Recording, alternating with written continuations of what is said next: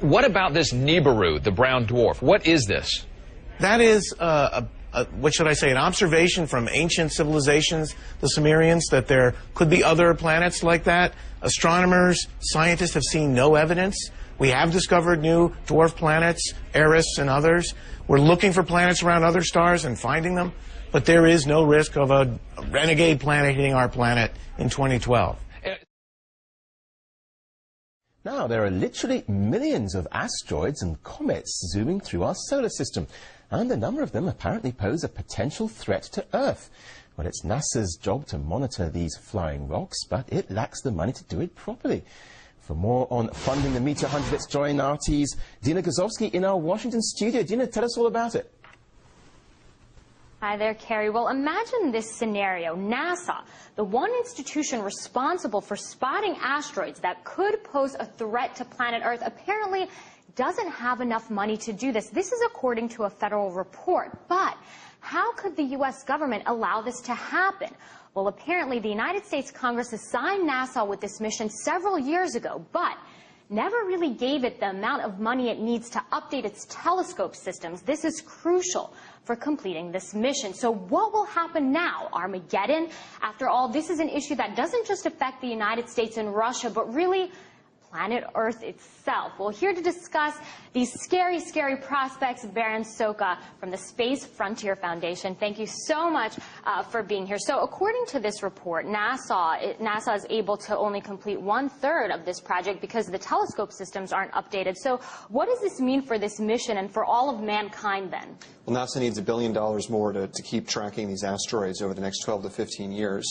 And it's important. It's both a huge threat, as you say. It's a very small likelihood that any particular asteroid will hit us, but if it does, it could be the end of the species. But it's also a great opportunity. These asteroids are worth something like $100 billion per person in total if we were to mine them. So this is a great opportunity for the species as well as a threat. So why is the United States Congress not giving this agency the amount of money it needs? Does it have anything to do with the economic crisis where they're kind of cutting corners everywhere that they can? Well, they never funded it to begin with, and the problem is that policymakers just discount things that are unlikely to happen but have a very, very high cost. It's very hard to get them to deal with that sort of threat. Now, you mentioned threats, and NASA says that there are about 20,000 asteroids and comets in our solar system that are potential threats. So should we all be in panic mode here? I mean, what can people do to make the Congress give them money? Well, recently a big asteroid hit Jupiter. We didn't see it coming. It created a big spot on Jupiter that was something like 1/5 the size of Earth. So it is a real threat. It did kill the dinosaurs. We should worry about it, but it's also something that's not likely to happen tomorrow. So I think what everybody should do is Americans should write letters to their congressmen to ask the U.S. government to fund NASA to do this. And we should encourage other governments to invest in tracking. Germany and Canada are building satellites to do this, and yeah, that's a good thing. Talk about other governments, because this is really a global problem. You know, it's not just country-specific. Right. Well, the U.S. government's taken the lead here. NASA is the only organization on the planet that has the mission of tracking these asteroids. And it's something that governments really should do. It's about the defense of not just a country, but of the planet and of the human species. So it's something we should all invest in. Now, you spoke about a silver lining here, which seems kind of strange considering that everyone's kind of panicking and we're hearing about all these threats. So what is this silver lining? The silver lining is that metal prices are what restrain our standard of living on Earth. And the reality is that our solar system is full of metals. Platinum, for example, is the main ingredient in fuel cells, and it's what makes them so expensive. But if you could bring down the price of doing that by mining all the platinum that's in these asteroids, we could have far greater wealth on this planet and environmentally friendly technologies like fuel cells and hydrogen instead of internal combustion engines. Well, that's interesting. Maybe perhaps a silver lining in all of this. For now, back to you in Moscow, Carrie. Yep, scary stuff there. Dina Kozovsky, thanks very much indeed. The number of people worldwide who are working actively on this problem is enough to staff one shift at a McDonald's. And that's about accurate.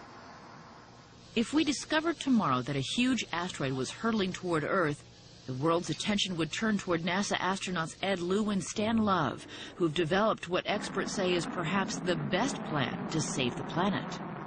And here's something that we have a chance to not just control, but prevent. The asteroid will miss the planet, no damage done whatsoever, if we can do this properly. Regardless of what we see at the movies, the one thing we don't want to do is blow the thing up. All that would do is transform one big asteroid into thousands of smaller ones that could cause even more damage. Instead, these NASA astronauts say that with enough advance warning and a big enough ship, they could fly millions of miles into space, rendezvous with the asteroid, and use the ship's gravity to nudge it slightly off its deadly course. The tiny gravitational pull between the asteroid and the spacecraft will be enough to pull an asteroid onto a new orbit so that 10 years later the asteroid misses the Earth rather than hitting it. That's the theory anyway, but it's still just a theory. There is no spacecraft yet, not even a blueprint. I like what they always show in Hollywood. As the asteroid comes, people hear it and they look up and they see this flaming ball moving. These objects are moving 10, 15 miles per second. That is hypersonic. You're not going to hear it, you're not going to see it. It takes it a few seconds from when it first hits the top of the Earth's atmosphere to when it actually touches down. During those few seconds, it glows, not red hot, not yellow hot, white hot, getting up into violet hot. And that is so hot that if you were anywhere on Earth in the big circle of maybe 1,000 miles diameter, where you could actually see this thing coming down, the heat and light coming off of it would just burn you to death immediately. What about this other idea of solar maximums? This idea that possibly we could have a peak of solar flare activity, at least in a couple of years, and that could, even if it doesn't lead to the end of the world, could cause power outages, could fry our grids, and we could be in the dark. Well, of course, the solar max is coming. We can't stop that cycle, and we expect it will peak in 2012, 2013 or so. We're watching it. We have a new satellite that will get the most incredible data on it, the Solar Dynamics Observatory, going up in about a year. So there will be effects. We've had... Oh, what are those effects going to be now? Those solar max, you said that is something to keep an eye on in 2012, just so happens possibly. So what are the effects going to be of those flares? Well, depending on how big they are, we can have outages of cell phone. We can have disruption of GPS service. We could have some of the satellites that give us our information on weather could go into a safe hold where they're waiting and watching until we can bring them out of sleep. Lots of little things can happen like that, but nothing unusual. That sounds unusual. That sounds like scary stuff there, Doc. Well, it is, but, you know, we've designed our systems. We're a lot of great engineers at NASA to live through these things, and we've done it before. All right, movie comes out this weekend. You going to go see it? Oh, absolutely. Hollywood's fun, and so is science. Professor and author of the book Physics of the Impossible is back with us. Professor, how are you? And good morning to you. Glad to be on the show. Thanks. Twice in 1 week, man. It's bonus hour. What is this solar shield? Well, every 11 years, the sun has a temper tantrum. It releases a shock wave, a tsunami of radiation that could wipe out communication, weather satellites, GPS, spy satellites, you name it, it's up there in outer space. So you're saying that my BlackBerry won't work? The internet, Fox, television, cable, satellite TV, all of it could get wiped out around 2012. That's when we have the peak of the sunspot cycle. That's when the sun's magnetic field flips. North Pole and South Pole flip, releasing a shock wave of radiation, which will then hit the Earth minutes later, potentially wiping out a good chunk of our satellite communications. We're watching it very carefully now. Well, Doc, this happens how often, you say? Every 11 years. Well, why an 11-year cycle? It takes 11 years for the magnetic field of the sun to build up enough intensity to begin the flip process, because it slowly revolves in a circle. It's like winding up the windings of a clock.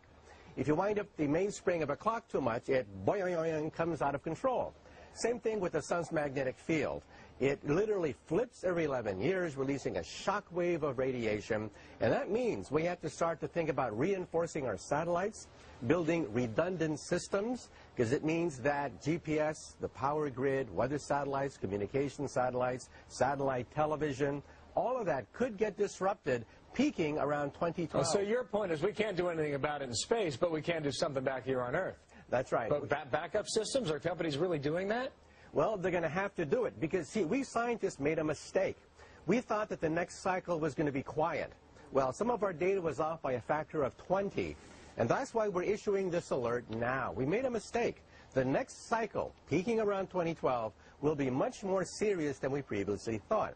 Now, in the past, we dodged the bullet because we didn't have that many satellites up there 11, 22 years ago.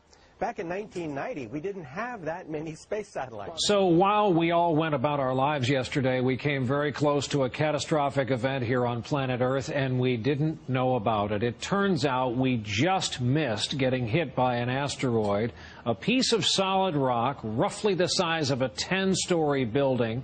Now, I say just missed because it came within 45,000 miles of us. That's a lot closer than the moon is, and scientists say way too close for something that big. Had it struck, again, the people who tell us about these things, say the impact could have had the force of 1,000 Hiroshima-strength atomic bombs over a huge area of the Earth.